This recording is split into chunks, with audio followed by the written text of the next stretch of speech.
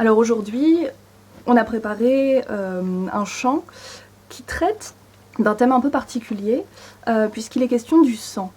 Et en fait, le sang, c'est un thème qui revient assez souvent dans l'écriture et justement les visions de Hildegard de Bingen, qui est donc une abbesse qui a vécu au XIIe siècle près du Rupertsberg.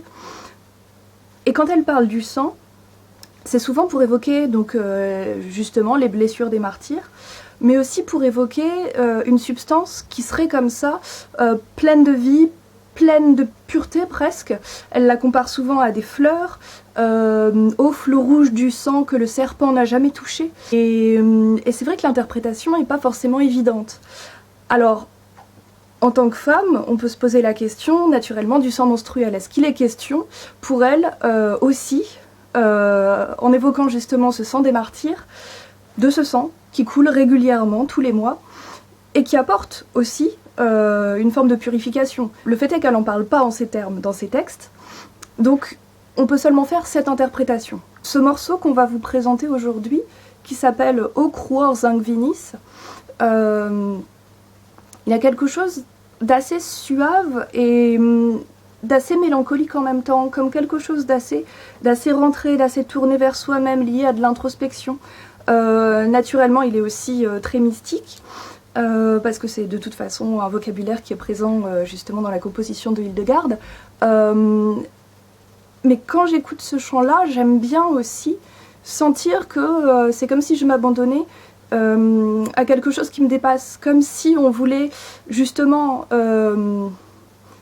peut-être éteindre un feu intérieur, une fureur intérieure, en se laissant aller à une fureur plus grande qui nous précède et qui est gigantesque en fait, qui est ce sang qui coule depuis le début, coule depuis le ciel jusqu'à la terre et qui nous précède en fait, qui est un flot dans lequel on pourrait juste se baigner.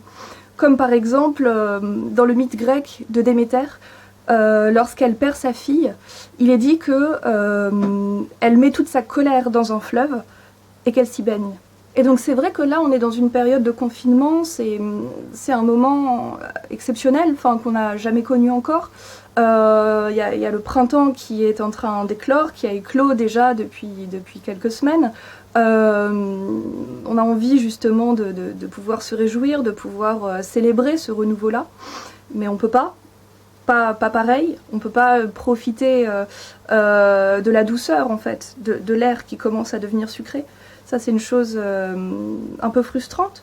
On est aussi incertain. On a peu de certitudes concernant justement la progression du déconfinement. Et donc on espère avec ce chant-là que justement vous pourrez peut-être vous baigner dans ce bain-là en fait, un bain qui apaise, un bain qui est un peu peut-être un peu tragique, mais quand même réconfortant. Et donc pour ce chant, on a choisi en fait d'alterner nos voix, c'est-à-dire que quand Lise chante, moi et chante la partition, je tiens en fait une note constante, c'est ce qu'on appelle un bourdon, et au contraire, quand justement Lise a terminé, je reprends la mélodie et c'est elle qui passe au bourdon en fait.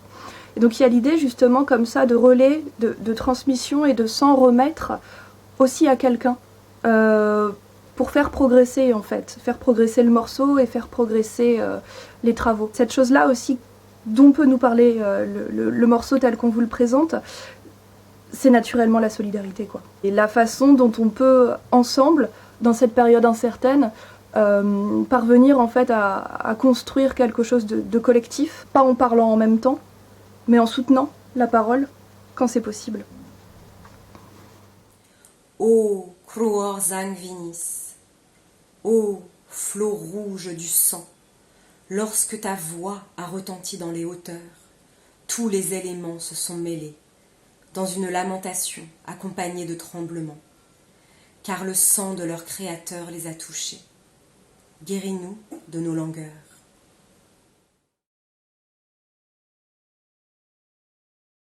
O cruor sanguinis